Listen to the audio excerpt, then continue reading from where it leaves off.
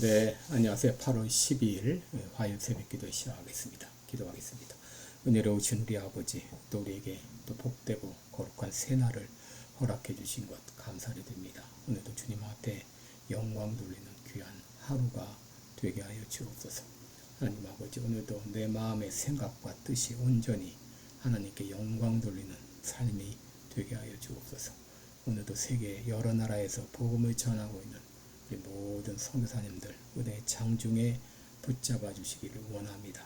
아버지, 그들을 통하여 수많은 사역의 열매들이 나타나게 하여 주옵소서. 하나님 아버지, 또 영양 연약한 성도들, 정중에 있는 성도들 긍휼을 베풀어 주시고 주의 능력의 손으로 어루만져 주시사 깨끗이 나음을 얻게 하여 주시옵소서. 하나님 아버지, 한국과 미국의 상황을 주님이 아십니다. 아버지, 정의로운 나라, 의로운 나라가 세워지게 하여 주시옵소서. 하나님 아버지, 참으로 이 불의한 세력들이 다 떠나가게 하여 주옵소서. 하나님 아버지요, 또 아버지 시카고 필라델피아 교회에 하나님의 놀라운 은혜와 역사가 나타나게 하여 주옵소서. 오늘도 주님 앞에 의탁하며 예수님의 이름으로 기도드리옵나이다. 아멘.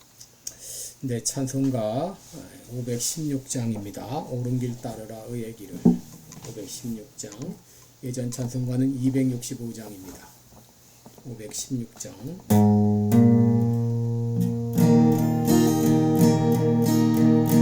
옳은 길 따르라 의의 길을, 세는 견민의 참된 길, 이 길 따라서 살기를 온 세계에 전하세. 만 백성이 나갈 길, 어둠밤 지나고 동튼다. 환한 빛 보아라 저 빛, 주 예수의 나라 이 땅에 곧 오겠네 오겠네. 주 예수 따르라 승리의 주, 세계 만민이 나아갈 길과 진리요 참 생명, 내 장검을 부수고 만나르라와 평화. 어둠밤 지나고 동튼다. 환한 빛 보아라 저 빛, 주 예수의 나라 이 땅에 곧 오겠네 오겠네. 놀라운 이 소식 알리어라, 세계 만민을 구하려 내 주 예수를 보내신 참 사랑의 하나님. 만 백성이 따를 길, 어둠밤 지나고 동튼다. 환한 빛 보아라 저 빛, 주 예수의 나라 이 땅에 곧 오겠네 오겠네. 고난 길 애치고 찾아온 길, 많은 백성을 구한 길, 모두 나와서 믿으면 온 세상이 마침내 이 진리에 살겠네. 어둠밤 지나고 동튼다. 환한 빛 보아라 저 빛, 주 예수의 나라 이 땅에 곧 오겠네 오겠네. 아멘. 네, 우리 오늘은 출애굽기 22장입니다. 22장 1절로 15절까지 공부해 드립니다. 출애굽기 22장 1절로 15절입니다. 사람이 소나 양을 도적질하여 잡거나 팔면 그는 소 하나에 소 5으로 갚고 양 하나에 양 4수로 갚을지니라. 도적이 뚫고 들어옴을 보고 그를 쳐 죽이면 피 흘린 죄가 없으나 해 돋은 후이면 피 흘린 죄가 있으리라. 도적은 반드시 배상할 것이나 배상할 것이 없으면 그 몸을 팔아 그 도적질한 것을 배상할 것이요. 도적질한 것이 살아 그 손에 있으면 소나 나귀나 양을 물어나고 갑절을 배상할지니라. 사람이 밭에서나 포도원에서 먹이다가 그 짐승을 놓아서 남의 밭에서 먹게 하면 자기 밭에 제일 좋은 것과 자기 포도원에 제일 좋은 것으로 배상할지니라. 불이 나서 가시나무에 미쳐 낯가리나 거두지 못한 곡식이나 전원을 태우면 불러온 자가 반드시 배상할지니라. 사람이 돈이나 물품을 이웃에 맡겨 지키게 하였다가 그 이웃의 집에서 봉적하였는데 그 도적이 잡히면 갑절을 배상할 것이요. 도적이 잡히지 아니하면 그 집주인이 재판장 앞에 가서 자기가 그 이웃의 물품에 손댄 여부에 조사를 받을 것이며 어떠한 과실이든지 소에든지 나귀에든지 양에든지 의복에든지 또는 아무 이런 물건에든지 그것에 대하여 혹이 이르기를 이것이 그것이라 하면 두 편이 재판장 앞에 나아갈 것이요. 재판장이 죄 있다고 하는 자가 그 상대편에게 갑절을 배상할지니라. 사람이 나귀나 소나 양이나 다른 짐승을 이웃에게 맡겨 지키게 하였다가 죽거나 상하거나 물려가도 본 사람이 없으면 두 사람 사이에 맡은 자가 이웃의 것에 손을 대지 아니하였다고 여호와로 맹세할 것이요. 그 임자는 그대로 믿을 것이며 그 사람은 배상하지 아니하려니와 만일 자기에게서 봉적하였으면 그 임자에게 배상할 것이며 만일 찢겼으면 그것을 가져다가 증거할 것이요. 그 찢긴 것에 대하여 배상하지 않을지니라. 만일 이웃에게 비로운 것이 그 임자가 함께 있지 아니할 때에 상하거나 죽으면 반드시 배상하려니와 그 임자가 그것을 함께 하였으면 배상하지 않을지며 새낸 것도 새를 위하여 왔은즉 배상하지 않을지니라. 아멘. 네, 여러분 오늘 이 본문도 이 손해배상법에 대한 얘기죠. 오늘 특별히 본문은 절도나 강도죄에 대한 처벌과 배상법입니다.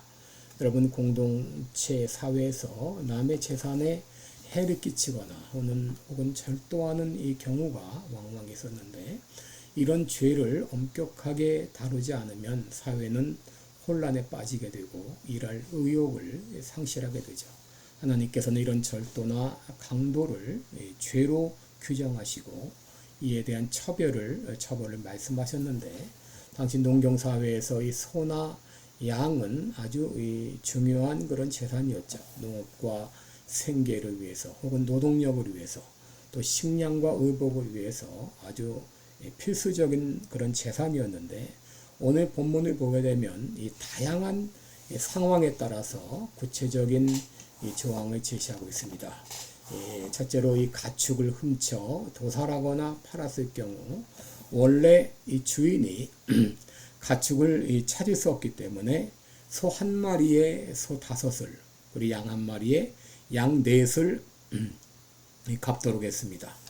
소에 대한 배상액이 양보다 높은 것은 경제적 가치와 유용성을 인정한 것이죠. 그리고 도둑질을 하는 도중에 잡혔을 경우는 2배로 갚도록 했습니다. 2절에 보시면 절도가 행해지는 중에 발각되는 그런 상황을 다루는데 야간에 침입했을 경우는 정당방어 차원에서 그를 죽여도 죄가 되지 않았지만 해돋은 후에는 죄가 있게 했습니다. 왜냐하면 정당한 이유 없이 생명을 빼앗는 것은 죄가 되기 때문이죠. 그리고 재산이 없어서 갚을 수 없는 경우는 자신의 몸을 팔아 갚도록 했습니다. 여러분 6절에 보면 토지 개간이나 조리 중에 일어날 수 있는 우발적인 화재를 언급하고 있죠. 이 화재로 인해서 가시덤불이나 낯가리나 소확된 작물이 이렇게 탔을 경우 이것은 이 개인이나 공동체에 그 식량 공급에 큰 영향을 미치기 때문에 방화자로 온전한 배상을 하게 했습니다. 7절 이하를 보게 되면 이웃에게 돈이나 물품을 맡겼다가 일이 발생했을 경우의 그의 상황을 다루고 있죠. 당시는 은행이나 어떤 이 보관시설이 없었기 때문에 흔히 이웃에게 소유물을 맡기는 경우가 있었죠. 그러다가 이 도둑을 맞거나 맹수에게 찢기거나 혹은 잃어버릴 때가 있었는데 이럴 때 재판을 통해서 문제를 해결하도록 했습니다. 도둑이 잡혔을 경우는 2배로 갚게 했고, 잡히지 않았을 경우는 집주인이 재판장 앞에 가서 자기가 그 이웃에게 물품에 손댄 여부를 판단받도록 그렇게 했습니다. 12절에 보게 되면 이웃에게 가축을 맡겼는데 죽거나 상하거나 다른 짐승에게 물려갔을 때 본 사람이 없으면 자신이 죄가 없는 경우 여호와로 맹세하며 죄가 없음을 고백하게 했습니다. 그래서 여호와의 이름을 부르는 것은 하나님께서 이 궁극적인 심판자인 것을 인정하는 것이고, 그 앞에서 고백하며 진실을 말하게 했던 것이죠. 이웃에게 짐승을 빌려온 경우 그것이 상하거나 죽었을 때 주인이 그때 함께 있었으면 배상하지 않아도 되었지만, 만약에 주인이 자리를 비웠을 경우는 배상하도록 했습니다. 그리고 이 목자가 참 손실이 통제할 수 없는 상황으로 인하여서 발생했을 경우는 책임을 면하게 했습니다. 이런 때에 이렇게 여호와의 이름으로 맹세가 이루어지면 구속력을 가지고 존중되었고, 이러한 수락은 분쟁을 예방하고 화해를 촉진하도록 했습니다. 만약에 이제 어떤 그 맹수로 인하여서 짐승이 찢겨진 경우는 그 시체를 증거로 가져와야 했습니다. 이것은 바로 목자가 과실이나 혐의로, 절도 혐의로 거짓 고소되는 것을 방지해 주는 것이죠. 여러분, 오늘 이 본문을 보게 되면 참 그 당시 거의 4,000년 전, 4,500년 전 그때인데요.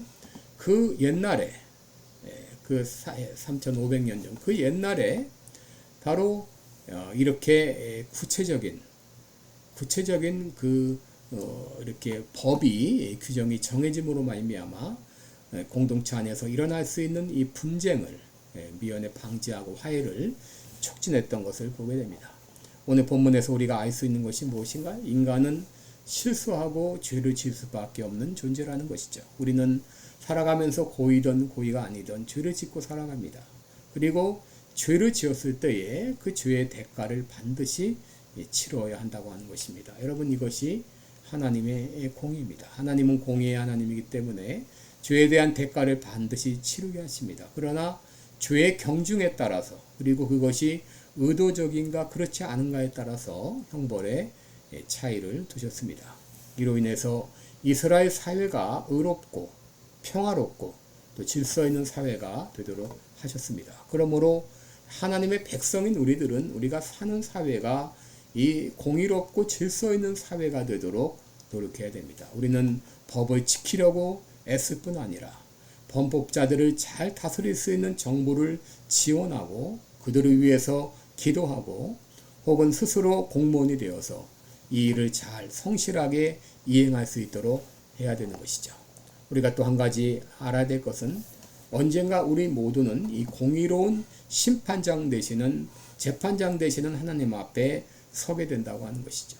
여러분, 이 공의로운 재판장 앞에 누가 나는 죄 없습니다 라고 말할 수 있는 사람이 누가 있겠습니까? 여러분, 우리는 모두 죄인이고 그 죄로 말미암아 우리는 사형 선고를 받은 사람입니다. 그런데 사랑의 하나님께서 내가 당할 모든 죄의 형벌을 우리의 구세주 예수 그리스도에게 다 뒤집어 씌우셨습니다. 내가 받은 모든 죄의 형벌을 예수님께서 대신 당하심으로 말미암아 그를 믿는 자마다 의롭다함을 받고 의로우신 하나님 앞에 설 수 있도록 해주신 것이죠. 내가 받아야 될 모든 죄의 형벌을 예수님께서 십자가에서 다 담당하시고 죽어주신 것이죠. 오늘도 그 은혜와 그 사랑을 생각하면서 감사하는 하루가 되시기를 바라며, 이제 우리 모든 죄를 용서함 받고 의롭다함을 받은 우리들은 이제 그 기쁨과 그 감격을 가지고 기쁨으로 하나님 앞에 설 수 있도록 준비하는 우리들이 되어야 되겠습니다. 기도하겠습니다. 은혜로우신 우리 아버지, 하나님께서 불꽃 같은 눈으로 우리를 볼 때에 누가 하나님 앞에 감히 설 수가 있겠습니까? 하나님 아버지, 그러나 하나님께서 우리의 모든 죄를 예수님께서 대신 지게 하심으로 우리의 모든 죄를 용서하시고 하나님의 자녀 삼아주신 거 감사를 드립니다. 오늘도 그 은혜와 그 사랑에 감격하며 살아가는 하루가 되게 해 주옵소서. 감사드리며 예수님의 이름으로 기도드리옵나이다. 아멘. 네, 여러분 오늘도 복되고 은혜로운 하루 되시기를 축원합니다. 고맙습니다.